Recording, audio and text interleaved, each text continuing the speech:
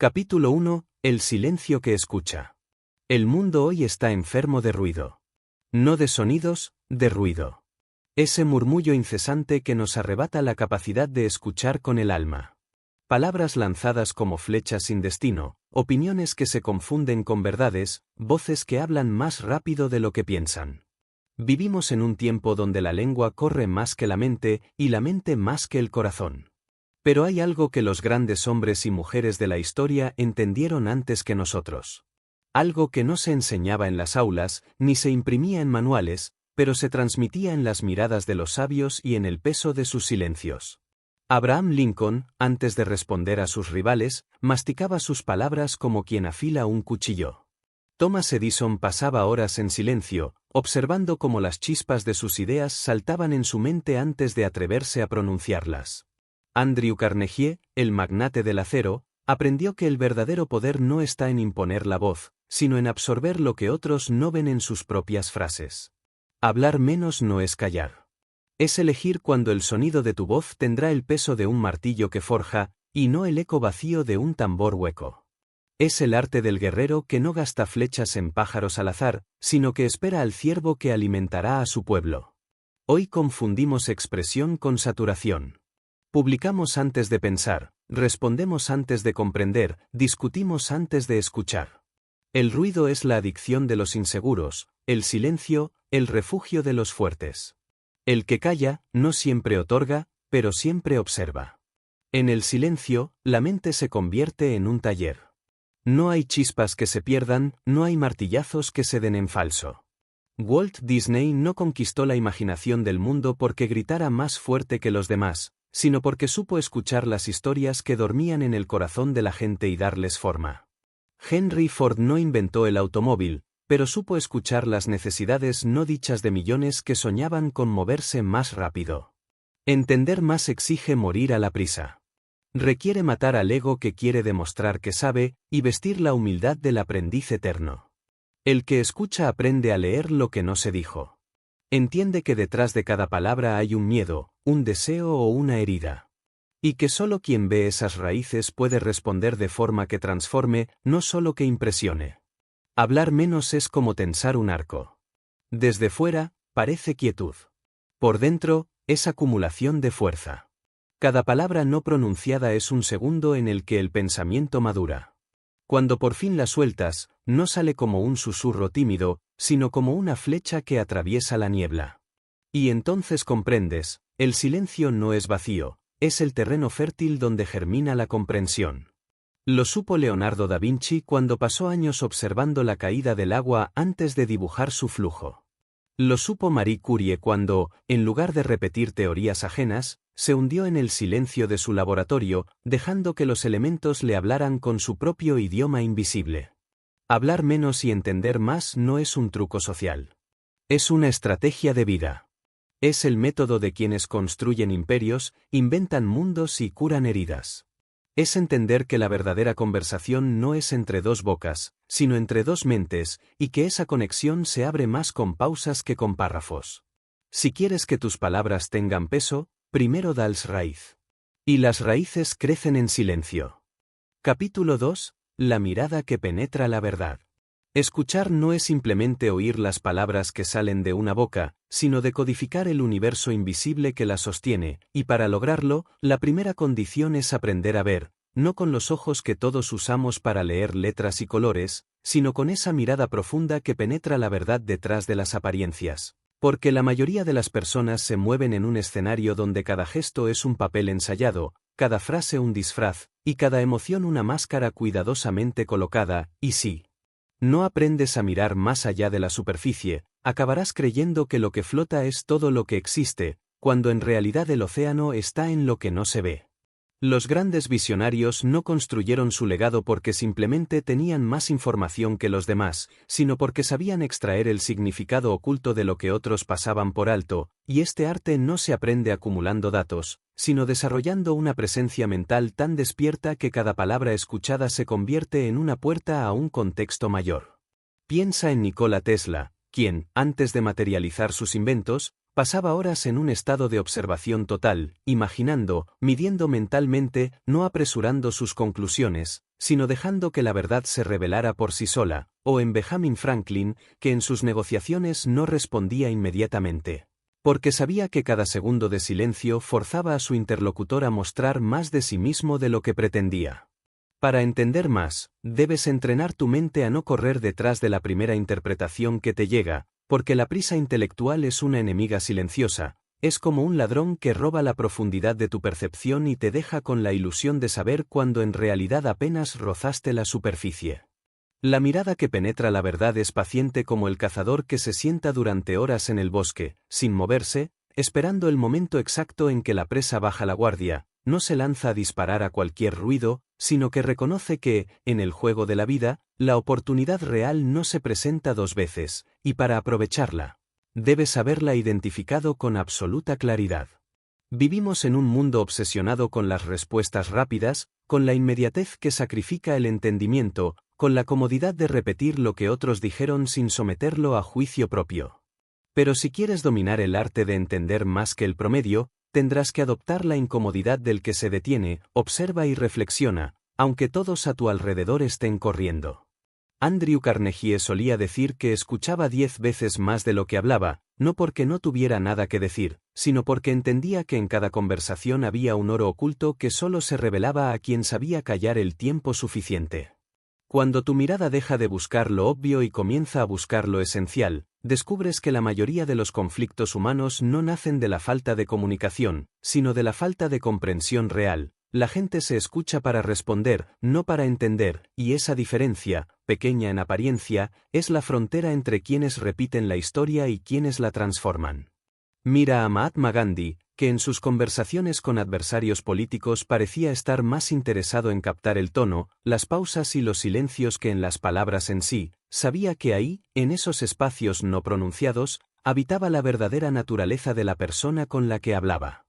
La mirada que penetra la verdad no es un don reservado para unos pocos, es una disciplina que se cultiva, y como toda disciplina, exige renunciar al impulso de llenar el silencio con palabras, porque en el silencio se oyen cosas que el ruido oculta. Exige aceptar que muchas veces lo que escuchas no es lo que la persona quiere decir, sino lo que se atreve a decir. Y que entre esas dos realidades se esconde la clave para entender de verdad. Si quieres comprender el mundo, aprende primero a comprender a las personas, y si quieres comprender a las personas, empieza por observar sus silencios, sus gestos involuntarios, sus contradicciones, porque ahí es donde se revela lo que ni siquiera ellas saben que están diciendo. Y cuando por fin aprendas a ver de esa forma, cuando entrenes tu mente y tu corazón para leer lo que otros ignoran, tu voz, cuando decidas usarla, será como una luz que ilumina una habitación oscura, no porque grite más fuerte, sino porque dirá lo que todos presentían pero nadie había sido capaz de poner en palabras, y ese momento, esa claridad, es el verdadero poder de quien ha aprendido a hablar menos y entender más. Capítulo 3. El pensamiento antes de la palabra. En un mundo en el que las conversaciones se han convertido en duelos de velocidad, donde gana el que responde primero y no necesariamente el que responde mejor, la capacidad de pensar antes de hablar se ha transformado en una rareza tan valiosa como el oro puro. Porque la mayoría de las personas confunden rapidez con inteligencia y creen que la agilidad verbal es sinónimo de sabiduría, cuando en realidad muchas veces es solo un reflejo de ansiedad y necesidad de aprobación, y en ese terreno.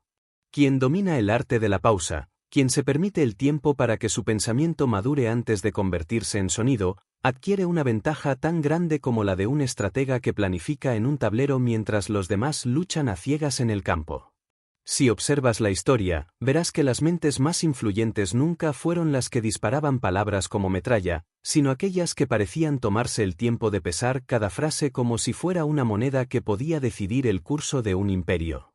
Winston Churchill, por ejemplo, era famoso por sus discursos, pero pocos saben que muchas de sus frases más célebres nacieron después de largas horas de reflexión, escritura y reescritura, como un escultor que golpea el mármol una y otra vez hasta que la figura oculta se revela. O piensa en Steve Jobs, que no llenaba sus reuniones de ruido innecesario, sino que dejaba espacios de silencio donde su mente podía ordenar las piezas del rompecabezas antes de presentarlas a los demás, logrando que cada palabra suya tuviera el peso de una declaración estratégica. Pensar antes de hablar no es un acto pasivo, no es simplemente esperar unos segundos antes de responder, es un proceso interno de filtrado, de eliminar lo superficial, de identificar la esencia de lo que quieres comunicar, y ese proceso requiere entrenamiento, porque vivimos en una cultura que premia el impulso y castiga la espera, donde las redes sociales han convertido la opinión instantánea en un deporte y el silencio en una sospecha. Pero en realidad, la pausa es la herramienta más poderosa para quien quiere comprender y ser comprendido, porque en esa pausa no solo ordenas tus ideas, sino que también observas la reacción del otro, recoges pistas que se te escaparían si te apresuraras a hablar, y esas pistas, bien interpretadas, pueden cambiar el rumbo de una conversación entera. Thomas Edison solía decir que si tuviera que resolver un problema y dispusiera de 1 hora, dedicaría 55 minutos a pensar en la pregunta correcta y solo 5 a buscar la respuesta, y ese es el espíritu de quien entiende que el poder de las palabras no nace de su cantidad ni de su volumen, sino de la claridad con la que fueron concebidas. Un pensamiento mal formulado produce palabras débiles, palabras que se deshacen al primer contacto con la realidad. En cambio, un pensamiento trabajado, pulido, probado contra la lógica y la experiencia, produce frases que se clavan en la memoria y que pueden mover a la acción. Esta disciplina de pensar antes de hablar también es una defensa contra el error y el arrepentimiento, porque la historia está llena de ejemplos de líderes, empresarios y visionarios que arruinaron relaciones, negocios e incluso reputaciones enteras por no medir sus palabras. Un comentario impulsivo en el momento equivocado puede destruir años de construcción paciente. Mientras que una frase correcta, pronunciada en el instante preciso, puede abrir puertas que parecían selladas para siempre. Andrew Carnegie sabía esto y por eso, antes de responder a un ataque verbal, solía repetir mentalmente la frase, analizar su efecto y preguntarse si esa respuesta servía para construir o simplemente para alimentar su orgullo. La mayoría de las veces, la cambiaba o la eliminaba por completo, porque entendía que no todo lo que se piensa debe ser dicho. Y no todo lo que se dice debe ser dicho en ese momento. En el pensamiento antes de la palabra hay también un componente de autoconocimiento, porque la pausa te obliga a escucharte a ti mismo antes de exponer tu voz al mundo, te obliga a preguntarte si lo que vas a decir es realmente lo que piensas o solo lo que sientes en ese instante, si nace de un análisis o de una reacción emocional, y esa distinción, que parece sutil, es en realidad el núcleo de la inteligencia comunicativa. Henry Ford, a pesar de su carácter fuerte, aprendió con los años a no responder bajo el calor de la ira, porque entendió que las decisiones y las palabras lanzadas en ese estado no son herramientas de construcción, sino armas de destrucción que casi siempre terminan volviéndose contra quien las empuña. Aprender a pensar antes de hablar es como afilar una espada antes de entrar en batalla, lleva tiempo, requiere paciencia, pero cuando finalmente decides atacar, el golpe es preciso y definitivo. El silencio que precede a la palabra no es debilidad, es la tensión del arco antes de soltar la flecha, y esa flecha, si ha sido preparada con cuidado, puede atravesar no solo la distancia, sino la resistencia del que escucha. En ese momento, descubres que tu voz ya no compite con el ruido de los demás, sino que se impone sobre él, no por volumen, sino por claridad, y que quienes antes ignoraban tus palabras ahora las buscan, porque saben que cuando hablas, lo haces con intención y no por costumbre. Capítulo 4. La escucha que construye puentes. La mayoría de las personas creen que saben escuchar porque están presentes cuando alguien habla, porque asienten con la cabeza o porque responden con frases que parecen conectadas con lo que han oído, pero la verdad es que escuchar de verdad no es simplemente estar en silencio mientras el otro emite sonidos, sino sumergirse en su mundo. Comprender no solo las palabras sino el peso con el que las pronuncia, interpretar las pausas, los tonos, los gestos y las emociones que, aunque no se nombren, gritan desde el interior, y este tipo de escucha, la que construye puentes, es un arte tan escaso como la paciencia en una tormenta, porque exige renunciar a tu propia urgencia de hablar para entregarte por completo a la misión de entender. Escuchar para responder es lo que hace casi todo el mundo, pero escuchar para comprender es lo que hacen los grandes negociadores, los líderes que unen naciones, los empresarios que crean alianzas imposibles, los visionarios que logran inspirar a miles de personas sin imponer su autoridad, y si observas la historia, verás que cada momento decisivo en el que un conflicto se resolvió pacíficamente tuvo detrás a alguien que dominaba este arte. Piensa en Franklin D. Roosevelt, que en las horas más oscuras de la Segunda Guerra Mundial sabía que no podía convencer a sus aliados ni a sus adversarios con discursos vacíos, sino que tenía que absorber lo que no decían abiertamente, reconocer los miedos no expresados y responder a ellos de forma tan precisa que la otra parte sintiera que su alma había sido leída. O en Nelson Mandela, que después de 27 años en prisión no buscó imponer su voz sobre la de sus enemigos, sino escuchar las razones, los temores y las heridas de aquellos que habían intentado silenciarlo, logrando así tender un puente que parecía imposible de construir. Escuchar de verdad significa abandonar la necesidad de ganar la conversación, porque en una conversación real no hay ganadores ni perdedores, hay dos mentes que se encuentran para construir algo que antes no existía, y eso solo es posible cuando renuncias al papel de protagonista absoluto y te conviertes en testigo activo, en receptor total de la energía y el mensaje del otro. La escucha profunda es un acto de generosidad, porque mientras lo practicas estás cediendo tu escenario mental al otro, le estás dando la oportunidad de ser comprendido de una manera que probablemente rara vez experimenta, y esa experiencia genera confianza, y la confianza es el cemento con el que se construyen los puentes más sólidos. Pero no te engañes, escuchar de este modo no es pasivo, no es simplemente asentir o guardar silencio, es un acto activo y exigente, porque tu mente debe estar enfocada no en preparar la siguiente respuesta, sino en absorber cada matiz de lo que está recibiendo, y esa atención completa es una disciplina que se entrena. Henry Ford, aunque conocido por su carácter determinado, tenía la habilidad de escuchar a sus ingenieros sin interrumpirlos, incluso cuando pensaba que la idea era absurda, porque sabía que en medio de explicaciones torpes podían aparecer detalles que, conectados con otras piezas, daban lugar a innovaciones valiosas. La escucha que construye puentes también implica leer el lenguaje invisible, ese que no se encuentra en el diccionario, los cambios sutiles en la respiración de alguien cuando toca un tema delicado, el brillo en la mirada que aparece cuando recuerda un momento importante, el leve temblor en la voz que revela más que las frases completas, y es aquí donde la mayoría falla. Porque están tan enfocados en lo que van a decir a continuación que no registran esos detalles, y cuando no los registras, pierdes la oportunidad de comprender lo que realmente está ocurriendo en la mente y el corazón de la otra persona. Escuchar de esta manera convierte cada interacción en una oportunidad de aprendizaje, porque mientras la mayoría de la gente repite su propio discurso interno incluso cuando otro habla, tú estás recogiendo datos, emociones, percepciones y señales que te dan una ventaja incomparable. Andrew Carnegie se convirtió en uno de los hombres más influyentes de su tiempo no solo por su habilidad para negociar contratos, sino porque escuchaba con tal concentración que sus interlocutores sentían que estaban revelando sus secretos más profundos sin darse cuenta, y esa información le permitía tomar decisiones con un conocimiento que nadie más poseía. En un mundo donde todos quieren ser escuchados pero pocos están dispuestos a escuchar, la persona que domina la escucha profunda se convierte en un imán de confianza, en un puente entre realidades distintas, en un nodo invisible que conecta a personas y oportunidades que, sin esa conexión, jamás habrían coincidido. Y es entonces cuando descubres que escuchar no es solo un acto de cortesía, sino una estrategia de vida, un arma silenciosa que, bien usada, puede derribar murallas y abrir caminos donde antes solo había barreras.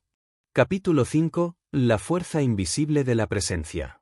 En un tiempo donde la atención humana se ha fragmentado en 1000 pedazos, donde las miradas se pierden en pantallas brillantes incluso cuando hay otra persona frente a nosotros, la capacidad de estar presente se ha convertido en un superpoder silencioso, porque la mayoría de la gente vive atrapada entre el peso del pasado y la ansiedad por el futuro. Y rara vez se entrega por completo al instante que tiene delante, pero quien logra cultivar la presencia, esa atención absoluta que se posa sobre lo que está ocurriendo ahora mismo, se convierte en alguien que los demás no pueden ignorar, porque en un mundo lleno de distracciones, la atención total es un lujo casi extinguido. La presencia no es simplemente estar físicamente en un lugar, es traer tu mente, tu cuerpo y tu alma al mismo punto, es no dividir tu energía entre lo que sucede aquí y las preocupaciones que corren en segundo plano, y es justamente esta cualidad la que hacía que figuras como Leonardo da Vinci parecieran moverse en un plano diferente al de los demás. Porque cuando observaba, lo hacía con tal intensidad que su mente absorbía detalles que el ojo común nunca registraba, y cuando escuchaba, lo hacía como si cada palabra fuera una pista para resolver un misterio que solo él entendía. Estar presente significa apagar el ruido interno que te empuja a pensar en lo que vas a decir después, o en lo que deberías estar haciendo en otro lugar, y entregarte por completo a la experiencia que tienes delante, y este acto, que parece tan simple, es uno de los más difíciles de lograr en un mundo que ha convertido la multitarea en un símbolo de productividad, cuando en realidad es una trampa que debilita nuestra capacidad de conectar profundamente. Piensa en cómo Abraham Lincoln, en plena guerra civil, se reunía con personas de todos los sectores, y sin importar lo ocupado que estuviera, cuando estaba con alguien, parecía que esa persona era la única en el mundo, y esa sensación de ser escuchado y atendido sin distracciones creaba vínculos que ninguna orden o ley podría haber impuesto. La presencia tiene un efecto multiplicador en cualquier relación humana, porque transmite un mensaje silencioso pero poderoso: lo que dices me importa, y ese mensaje, cuando es genuino, abre puertas que el dinero o la fuerza jamás podrían abrir. Henry Ford, que revolucionó la industria, no solo lo hizo por su visión mecánica y su ingenio empresarial, sino porque sabía estar completamente enfocado en una conversación, de modo que sus empleados y socios sentían que podían confiar en él, incluso cuando sus decisiones eran duras, y esa confianza alimentaba la lealtad que mantenía a su imperio funcionando. Pero la presencia no se construye de la noche a la mañana, es un músculo que se entrena, y como cualquier músculo, se debilita si no se usa.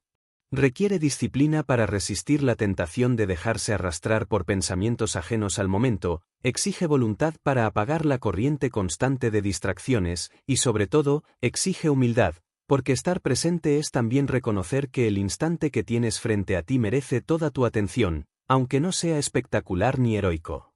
Walt Disney no habría captado la esencia de las historias que luego darían la vuelta al mundo si no hubiera aprendido a perderse por completo en las conversaciones con escritores, animadores y niños, recogiendo gestos, ideas y emociones que luego destilaba en mundos enteros. Estar presente también es un acto de poder personal, porque cuando tu mente no está dividida, tu percepción se afila y tu capacidad de respuesta se vuelve más certera, y esto tiene implicaciones directas en cualquier campo: en los negocios, en la política, en el arte, en las relaciones personales. Andrew Carnegie podía, en una sola reunión, captar más información útil que sus competidores en semanas de investigación, no porque tuviera mejores espías o más recursos, sino porque, mientras otros pensaban en su próxima jugada, él estaba absorbiendo cada matiz del presente. Como un estratega que sabe que las piezas más valiosas del tablero se descubren en los momentos más pequeños. La presencia es la base invisible de todo entendimiento profundo,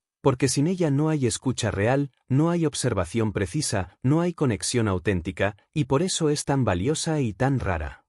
En un mundo que se mueve a velocidad de vértigo, detener tu atención en el ahora es casi un acto de rebeldía, y como todo acto de rebeldía que vale la pena, transforma no solo cómo te ven los demás, sino cómo ves tú mismo la vida, porque empiezas a darte cuenta de que la profundidad no se encuentra en el ruido de lo que pasa rápido, sino en la riqueza silenciosa de lo que está ocurriendo justo aquí y ahora.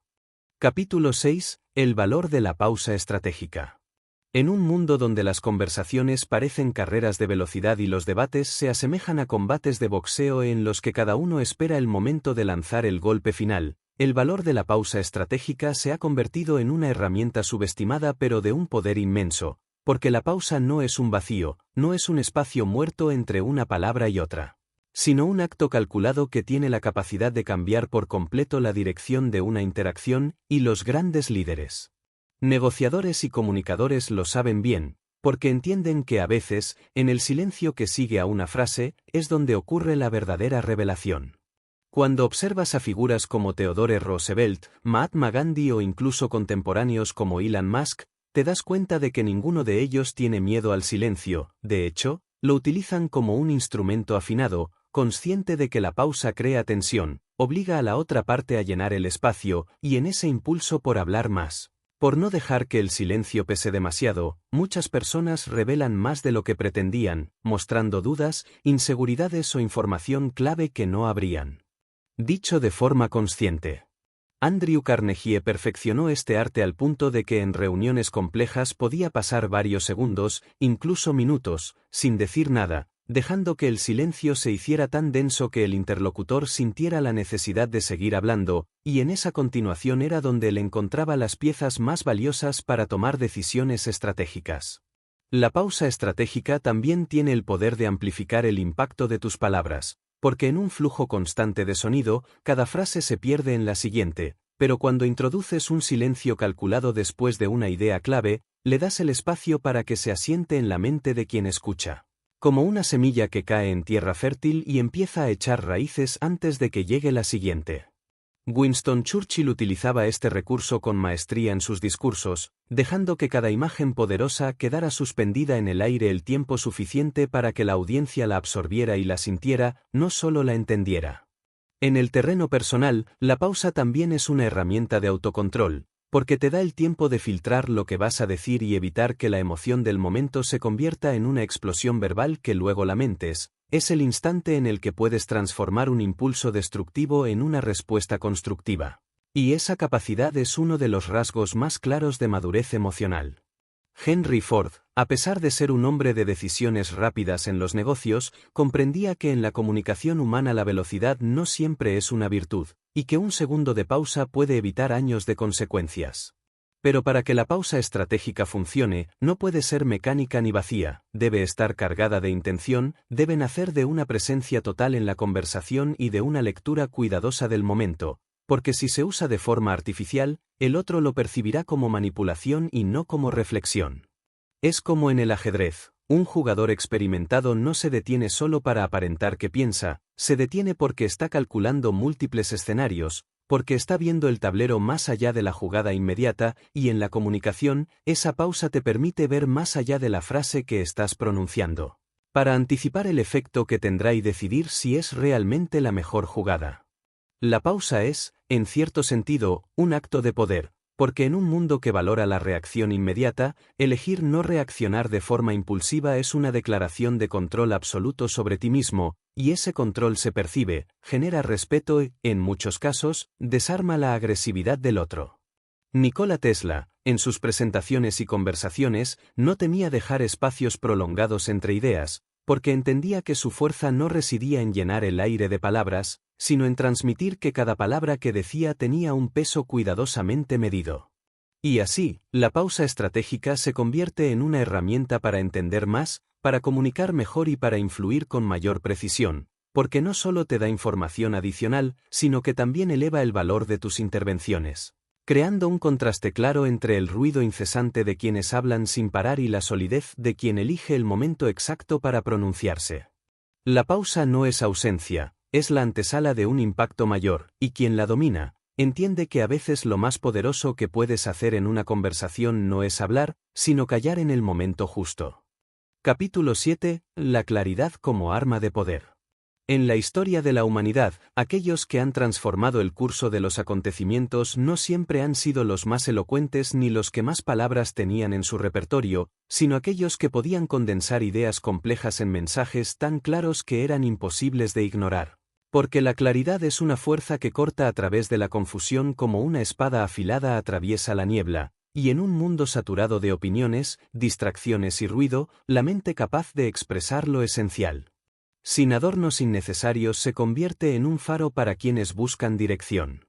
La claridad no es simplemente la ausencia de confusión, es la capacidad de ordenar los pensamientos de tal manera que no solo tú los entiendas, sino que los demás los reciban como una verdad evidente, y esto exige un trabajo interno que pocos están dispuestos a realizar, porque implica cuestionar, simplificar, pulir, sobre todo, eliminar lo que no es necesario. Algo que va contra la tendencia natural de llenar cada espacio con más y más contenido.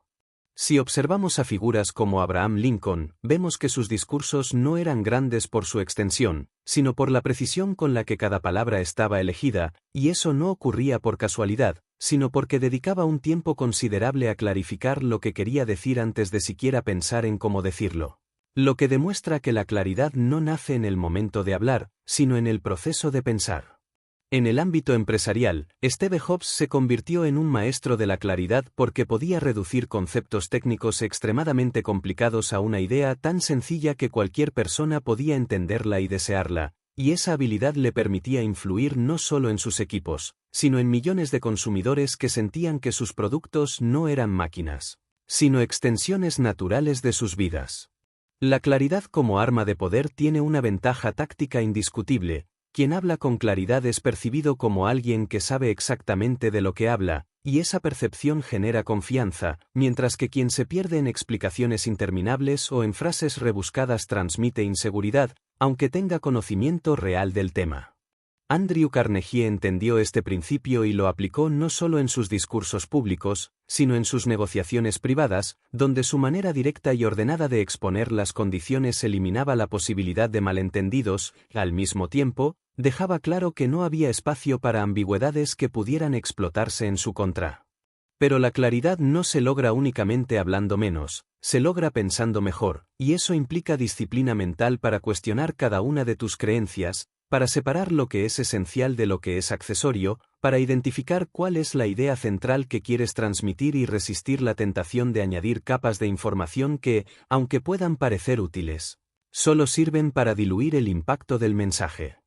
Henry Ford, por ejemplo, tenía la capacidad de explicar la visión de su empresa en una sola frase: quiero que el automóvil sea tan accesible que cualquier hombre que gane un salario decente pueda tener uno. Y en esa frase no había ni una palabra sobrante, era clara, directa, poderosa, y esa claridad guió todas las decisiones que tomaba dentro de la compañía.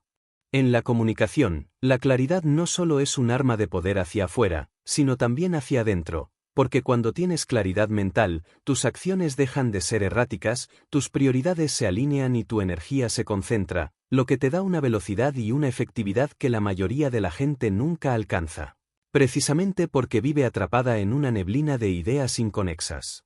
Walt Disney no habría construido su imperio creativo si no hubiera tenido una visión clara de lo que quería transmitir en cada una de sus películas, porque esa claridad le permitía tomar decisiones rápidas, delegar con precisión, sobre todo, inspirar a otros para que trabajaran con la misma dirección y propósito. La claridad no significa simplicidad superficial, significa profundidad destilada. Es el resultado de atravesar el caos, de analizar todas las variables, y después de comprenderlas, presentarlas de manera que cualquiera pueda entenderlas sin perder la esencia.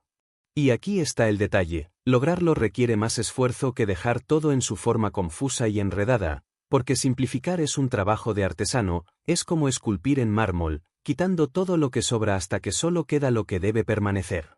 Esa es la razón por la que tan pocos llegan a dominarla, y también por la que quienes lo logran tienen una influencia tan desproporcionada. En un mundo en el que la gente compite por hablar más fuerte y más rápido, aquel que habla claro, lento y con intención puede conquistar salas enteras, no porque grite más, sino porque cada palabra suya entra en la mente de los demás como una flecha que no puede ser desviada. Y una vez que entiendes esto, descubres que la claridad no es simplemente una habilidad comunicativa, es una declaración de dominio sobre ti mismo, sobre tus pensamientos y sobre el efecto que quieres generar en el mundo. Capítulo 8. La disciplina que forja el entendimiento. En cada época, sin importar el avance tecnológico o el contexto cultural, siempre han existido personas que parecen comprender la vida y a los demás con una profundidad que los distingue, y cuando uno analiza sus historias descubre que esa lucidez no nació de un talento espontáneo ni de un don místico, sino de una disciplina férrea. Una estructura interna que les permitió entrenar su mente y sus sentidos para percibir lo que la mayoría pasa por alto, porque entender más que los demás no es un acto aislado, es el resultado acumulado de miles de actos pequeños y constantes, repetidos con intención hasta convertirse en una segunda naturaleza. La disciplina que forja el entendimiento no es la de levantarse temprano por costumbre o cumplir con tareas de forma automática, sino la que convierte cada interacción, cada lectura, cada observación y cada silencio en un ejercicio consciente de aprendizaje. Una disciplina que obliga a la mente a no conformarse con la primera impresión y a buscar siempre una capa más profunda de significado. Piensa en figuras como Thomas Edison, que no solo experimentaba sin descanso, sino que documentaba meticulosamente cada hallazgo, cada error y cada variación de sus experimentos, no porque quisiera llenar cuadernos por disciplina mecánica, sino porque entendía que el conocimiento se construye capa tras capa. Y que la comprensión real surge de acumular datos y contrastarlos hasta que la verdad deja de ser una suposición y se convierte en una certeza probada. O recuerda a Marie Curie, que trabajaba en condiciones extremas, con recursos limitados, y aún así mantenía un orden casi obsesivo en su investigación, porque sabía que cualquier desviación, por pequeña que fuera, podía llevarla a conclusiones erróneas, y que la única forma de llegar a la verdad era sostener un método impecable, incluso cuando nadie la observaba. La disciplina también es la que impide que te dejes arrastrar por la emoción momentánea en una conversación, permitiéndote escuchar de verdad y responder con precisión en lugar de reaccionar impulsivamente. Es la que te lleva a detenerte antes de emitir una opinión y a preguntarte si realmente tienes todos los elementos para comprender lo que está sucediendo. Es la que te obliga a mantener tu mente abierta incluso cuando crees que ya tienes razón, porque sabes que la rigidez mental es el enemigo mortal del entendimiento. Henry Ford aplicaba esta disciplina en sus reuniones al escuchar hasta las últimas intervenciones, incluso si ya había formado una idea preliminar, porque entendía que en los últimos minutos, cuando los demás creen que la conversación ha terminado, es cuando a menudo surge la información más reveladora. La disciplina que forja el entendimiento no se limita al ámbito intelectual, también es física y emocional, porque para mantener la mente clara debes cuidar el cuerpo que la sostiene y la estabilidad emocional que la alimenta. Un estratega agotado o emocionalmente desbordado pierde la capacidad de leer con precisión lo que tiene delante. Como un capitán que intenta navegar en medio de una tormenta con el timón roto. Andrew Carnegie, a pesar de su vida intensa y de las presiones que enfrentaba, mantenía rutinas estrictas de descanso y lectura, porque sabía que el valor de sus decisiones dependía de la calidad de su mente, y que la calidad de su mente dependía de su disciplina diaria. Esta disciplina no es rígida en el sentido de impedir la adaptación, al contrario, es la estructura que te da la libertad de adaptarte con rapidez porque ya tienes una base sólida sobre la cual actuar. Un músico improvisa mejor cuando domina la técnica, un piloto maniobra con más seguridad en una crisis cuando ha repetido miles de horas de entrenamiento, y de la misma manera, una mente disciplinada puede responder mejor a lo inesperado porque no depende del azar ni de la inspiración del momento, sino de hábitos construidos y refinados a lo largo del tiempo. En última instancia, la disciplina que forja el entendimiento es un compromiso contigo mismo, la promesa de no permitir que la pereza mental, la prisa o el ego te priven de la profundidad que podrías alcanzar si simplemente mantuvieras el rumbo, es aceptar que el verdadero conocimiento no llega en ráfagas de iluminación instantánea, sino como el resultado de un trabajo constante, metódico y, muchas veces, invisible para los demás, pero que, con el tiempo, te convierte en una de esas raras personas cuya opinión pesa más porque se sabe que detrás de cada palabra hay horas, días y años de atención disciplinada. Capítulo 9. La adaptabilidad como estrategia de supervivencia y dominio. En cualquier época y en cualquier lugar, la historia ha demostrado que no siempre sobreviven los más fuertes ni los más rápidos, sino los que saben adaptarse con inteligencia a las circunstancias cambiantes, porque la adaptabilidad no es simplemente una reacción pasiva ante lo nuevo, sino una estrategia consciente de reposicionamiento que te permite no solo resistir las olas del cambio, sino usarlas para avanzar más lejos de lo que habrías llegado en aguas tranquilas, y la diferencia entre quienes sucumben y quienes prosperan radica en su capacidad de soltar lo que ya no sirve, aunque en el pasado les hubiera dado poder, y adoptar lo que la situación actual exige, aunque sea incómodo o desafiante. Andrew Carnegie entendió esto cuando pasó de ser un joven trabajador en los ferrocarriles a convertirse en el magnate del acero, porque supo abandonar rápidamente el terreno que comenzaba a agotarse y trasladar sus recursos y energías a un sector que estaba por explotar, y lo hizo no desde la improvisación, sino desde la lectura atenta de las señales que otros ignoraban por aferrarse a lo que conocían. La adaptabilidad requiere una mente flexible, pero también una estructura interna firme, porque no se trata de cambiar de rumbo a cada ráfaga de viento, sino de tener un propósito claro y estar dispuesto a modificar los caminos para alcanzarlo cuando el terreno cambia, y esa es una distinción fundamental que muchos no comprenden. Adaptarse no es traicionar tu visión, es ajustarla a la realidad del momento para que siga siendo alcanzable.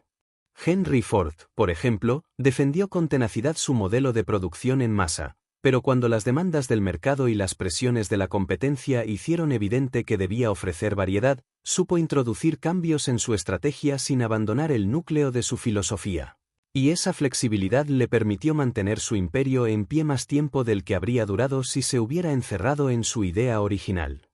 Adaptarse también implica renunciar al orgullo de tener siempre la razón, porque en un mundo que cambia constantemente, la información que ayer era cierta puede dejar de serlo mañana, y aferrarse a ella por ego es como insistir en usar un mapa antiguo para navegar por un territorio que ha cambiado por completo. Thomas Edison fracasó miles de veces en sus experimentos, y cada vez que una idea demostraba no funcionar, no la defendía como si fuera una extensión de sí mismo, sino que la dejaba ir para intentar algo nuevo, entendiendo que la derrota real no está en fallar, sino en negarse a aprender del fallo.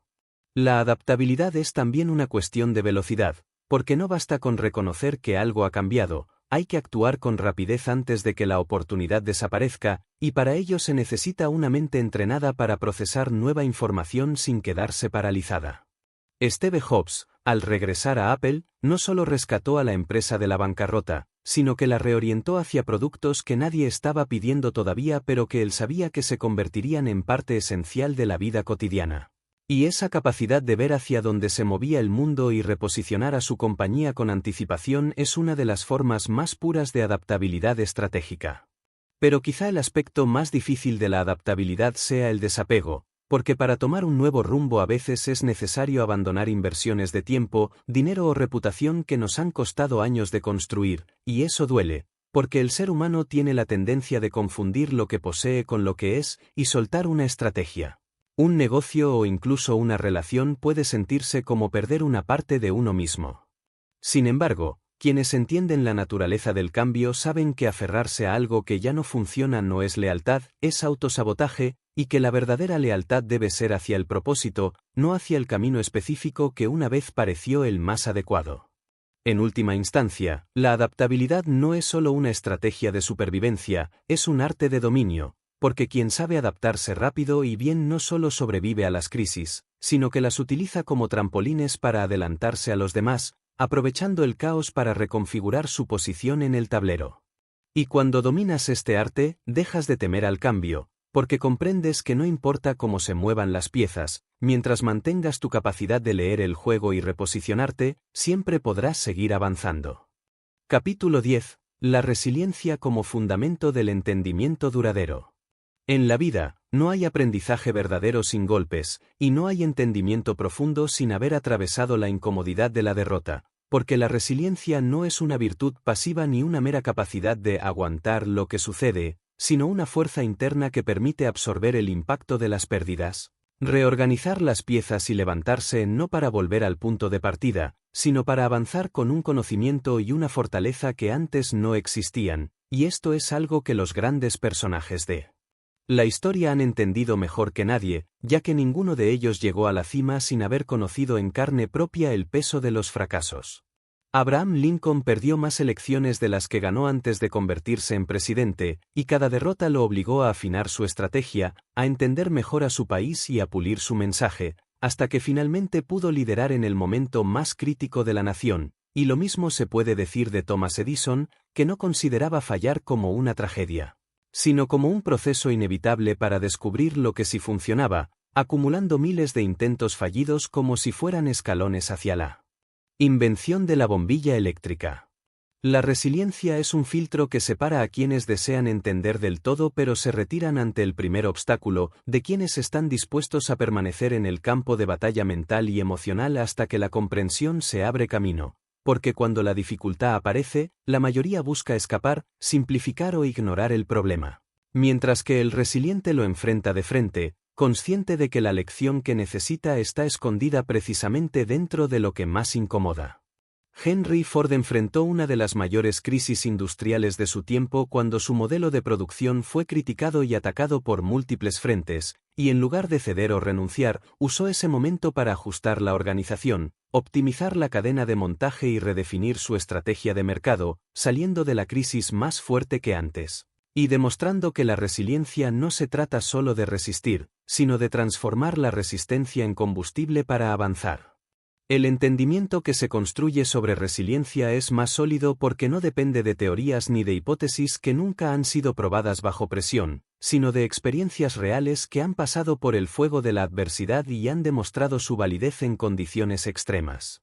Walt Disney quebró varias veces antes de crear su imperio, y en cada quiebra aprendió algo que luego aplicó para construir una base más fuerte. Aprendió de contratos mal negociados, de malas asociaciones, de problemas técnicos, y cada vez que la realidad le cerraba una puerta, usaba el golpe como impulso para abrir otra en un lugar distinto. Pero la resiliencia no surge de forma automática, se entrena, se forja en la repetición de enfrentarse a lo difícil sin ceder al impulso de rendirse, se construye en esos días en los que parece que todo está en tu contra y, aún así, te presentas y haces lo que tienes que hacer, aunque sea a un ritmo más lento o con menos recursos. La resiliencia exige perspectiva, porque en el momento del dolor o la frustración es fácil pensar que todo se ha perdido, pero el resiliente mantiene una visión de largo plazo, sabe que la batalla de hoy no define toda la guerra, y que mientras tenga energía para dar un paso más, todavía hay juego que jugar. La conexión entre resiliencia y entendimiento radica en que cada golpe que superas amplía tu capacidad de interpretar la vida. Las personas que nunca han sido probadas por la dificultad suelen tener opiniones frágiles, ideas que se derrumban al primer cuestionamiento serio, mientras que quien ha soportado y aprendido de la presión desarrolla una visión más completa, más matizada, menos ingenua, y eso le permite tomar decisiones con un realismo que no ahoga la esperanza, pero tampoco se deja arrastrar por ilusiones vacías. Andrew Carnegie, aunque se convirtió en uno de los hombres más ricos del mundo, vivió en su infancia una pobreza tan dura que lo marcó para siempre, y en lugar de dejar que esa experiencia lo amargara, la utilizó como un recordatorio constante de que toda situación, por desesperada que parezca, puede transformarse si se tiene la voluntad de resistir el tiempo suficiente y de actuar con inteligencia. En última instancia, la resiliencia es el cimiento sobre el que se sostiene cualquier entendimiento que pretenda ser duradero, porque las ideas y estrategias que no han sido probadas bajo presión son como castillos construidos en arena, mientras que las que han pasado por tormentas y han resistido se convierten en fortalezas que no se derrumban con facilidad. Y cuando comprendes esto, dejas de temerle a las pruebas y comienzas a verlas como el laboratorio donde se refina tu capacidad de comprender, comunicar y decidir. Capítulo 11. El aprendizaje eterno como motor del crecimiento real. En un mundo donde demasiadas personas confunden acumular títulos con ser sabios, y donde se cree que llegar a cierto punto en la carrera profesional o en el conocimiento personal es una meta definitiva, la realidad es que el crecimiento verdadero solo pertenece a quienes han comprendido que aprender no es una etapa de la vida, sino un estado permanente. Porque la mente que deja de aprender se oxida, se endurece, y con el tiempo se convierte en una prisión donde las ideas circulan en círculos, sin llegar nunca a un destino nuevo, mientras que la mente que permanece abierta al aprendizaje se mantiene fresca, flexible y capaz de adaptarse a cualquier circunstancia, por adversa que sea. Los grandes visionarios, desde Leonardo da Vinci hasta Steve Jobs, compartieron esta característica, la curiosidad insaciable que los llevaba a explorar campos fuera de su especialidad, a hacer preguntas que parecían ingenuas pero que abrían puertas a descubrimientos que nadie más estaba dispuesto a buscar. Y esa disposición a seguir aprendiendo era lo que les permitía adelantarse a su tiempo. Aprender eternamente no significa simplemente consumir más información, sino procesarla, cuestionarla y aplicarla de manera que se convierta en parte viva de tu experiencia. Significa no tener miedo de desaprender cuando descubres que algo que dabas por cierto ya no lo es, y reemplazarlo por una verdad más precisa, aunque eso implique reconocer que estabas equivocado. Henry Ford, a pesar de su enorme éxito en la industria automotriz, reconocía que las ideas que lo habían llevado a triunfar podían convertirse en su mayor obstáculo si no estaba dispuesto a modificarlas, y es por eso que se rodeaba de personas más jóvenes y con perspectivas diferentes, no para recibir halagos, sino para desafiar sus puntos de vista y forzarlo a pensar de nuevas maneras. El aprendizaje eterno requiere humildad, y aquí es donde la mayoría falla, porque el ego tiende a buscar la validación de lo que ya sabe en lugar de exponerse a lo que desconoce, prefiere ser el maestro en un cuarto pequeño antes que el estudiante en un espacio más amplio, y así se condena a la irrelevancia. Andrew Carnegie, a pesar de su inmensa riqueza y poder, dedicaba tiempo cada día a leer y a conversar con personas que podían enseñarle algo nuevo, consciente de que su ventaja no estaba solo en lo que había acumulado, sino en la velocidad con la que podía absorber y aplicar ideas frescas. Este hábito de aprendizaje constante también es una defensa contra la rigidez mental que destruye carreras, empresas y relaciones. Cuando te acostumbras a aprender, el cambio deja de asustarte, porque entiendes que cada nueva situación es una clase disfrazada, y que el valor que obtendrás depende directamente de tu disposición a escucharla y analizarla. Walt Disney nunca dejó de estudiar nuevas técnicas de animación, nuevas formas de narrar y nuevas tecnologías para mejorar sus parques, porque entendía que el público cambiaba, que la cultura evolucionaba, y que solo quien seguía aprendiendo podía seguir inspirando. El aprendizaje eterno también te protege de la soberbia intelectual, porque cuanto más aprendes, más consciente eres de lo mucho que ignoras, y esta conciencia te mantiene en un estado de curiosidad y apertura que atrae oportunidades. Thomas Edison, que poseía más de 1000 patentes, afirmaba que seguía sintiéndose un estudiante, porque sabía que cada descubrimiento habría 10 preguntas nuevas, y que el día que creyera saberlo todo sería el día que dejaría de innovar. Pero el aprendizaje eterno no es cómodo, implica exponerte a ideas que desafían tus creencias, trabajar en áreas donde eres un principiante, y aceptar que tu posición de experto en un campo no te garantiza dominio en otro. Este acto de vulnerabilidad constante es precisamente lo que expande tus capacidades y te da ventaja sobre quienes prefieren quedarse en la zona segura de lo que ya conocen. En última instancia, el aprendizaje continuo no es una opción para quienes desean entender más, sino una condición indispensable, porque la comprensión profunda no es un punto fijo, es un horizonte que retrocede cada vez que te acercas, y cuanto más caminas hacia él, más ves que siempre hay algo nuevo por descubrir. La mente que acepta esta realidad no se detiene, y esa es la mente que, a lo largo de la vida, construye no solo conocimiento, sino sabiduría. Capítulo 12. El silencio que transforma y la palabra que permanece.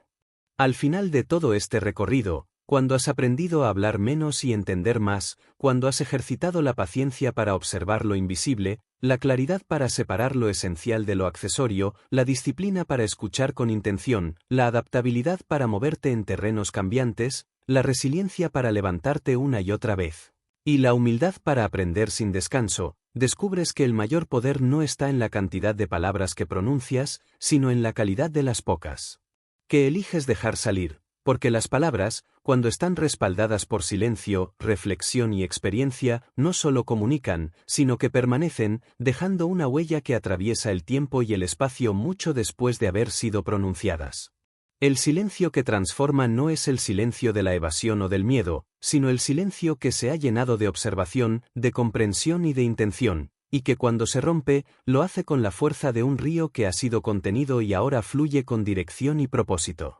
La palabra que permanece es aquella que no nace del impulso momentáneo ni de la necesidad de impresionar, sino de una conexión profunda con la verdad que has descubierto a través de tu experiencia, y esa verdad, cuando se expresa, tiene un poder que ningún discurso improvisado puede igualar. Piensa en los discursos más recordados de la historia, muchos de ellos fueron breves, pero cargados de significado: el Iave Adrim de Martin Luther King, el Veni, Vidi, Vicid de Julio César, o el Yes, We Can de Barack Obama, frases que, por su claridad y su peso emocional, se incrustaron en la memoria colectiva y cambiaron la forma en que millones de personas se veían a sí mismas y al mundo. Hablar menos y entender más es, en el fondo, un acto de respeto. Respeto por tu propia inteligencia, por el tiempo y la atención de los demás, y por la magnitud de las ideas que quieres transmitir. Cuando aprendes a esperar, a filtrar y a medir, no solo te ahorras errores, sino que multiplicas el impacto de cada intervención, porque en un mundo donde todos hablan sin parar, la voz que sabe cuándo callar se convierte en un faro, y la palabra que llega después de ese silencio se convierte en un ancla en medio de la tempestad. Este equilibrio entre silencio y palabra es también una declaración de dominio personal, porque demuestra que no eres esclavo de la urgencia de responder, que no necesitas demostrar nada con la velocidad de tu lengua, y que tu valor no depende de llenar el aire con sonido, sino de llenar las mentes con significado. Walt Disney no conquistó el mundo contando todas sus ideas en voz alta desde el primer momento, muchas de ellas las guardó, las dejó madurar y las presentó solo cuando estaban listas para florecer, y por eso, cuando llegaban al público, lo hacían con el impacto de algo que parecía inevitable. En la vida, habrá momentos en los que te pidan tu opinión y sabrás que no es el momento de darla, momentos en los que todo dentro de ti querrá responder y elegirás esperar, momentos en los que las circunstancias te empujen a llenar el espacio con ruido y tú optarás por construir un silencio lleno de significado. Y será en esos momentos donde demostrarás que has comprendido la lección final, que la verdadera influencia no la tiene quien más habla, sino quien más entiende, y que la comprensión profunda siempre se refleja en la forma en que usas tu voz. Cuando logras este dominio, tus palabras ya no son hojas arrastradas por el viento, sino flechas que vuelan rectas hacia un blanco claro, ya no desperdicias energía en batallas verbales sin sentido, porque entiendes que no todas las conversaciones merecen tu intervención, y que tu tiempo y tu atención son recursos tan valiosos como cualquier riqueza material. La gente comenzará a notar que cuando hablas, lo haces con una intención tan precisa que es imposible no escucharte, y que cuando callas, tu silencio también comunica, porque lleva implícita la promesa de que, cuando decidas hablar, lo que digas importará.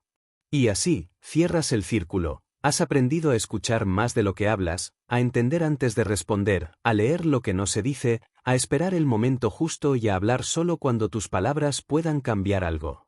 En ese punto, ya no necesitas imponerte, porque tu presencia misma transmite autoridad, ya no buscas aprobación, porque tu seguridad nace de tu propia comprensión, y ya no temes al silencio, porque sabes que en él se gesta el poder de la palabra que permanecerá mucho después de que tú hayas dejado de pronunciarla.